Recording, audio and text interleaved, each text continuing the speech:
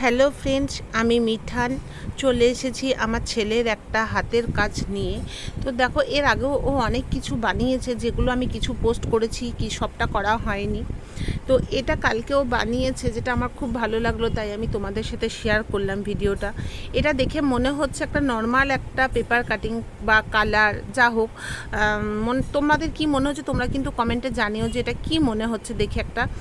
কিন্তু যখন এটা আমি ঘরের লাইটটা অফ করে দিয়ে দেখব বা অন্ধকার জায়গায় আমি দেখব, তখন দেখো মনে হচ্ছে বাড়িটার পেছন দিয়ে সূর্য উঠছে, আর জ্বলন্ত সূর্যর ওপরে ঠিক আকাশে মেঘ জমেছে খানিকটা, আর বাড়িটার পাশে তো পাহাড় রয়েছে। এটা হচ্ছে 3D কোলাজ। এটা ওর স্কুলে হাতের কাজ বানাতে দিয়েছিল। তো যখনই স্কুলে কোনো হাতের কাজ বানাতে দেয়, ও কিন্তু সেটা নিজেই বানায়।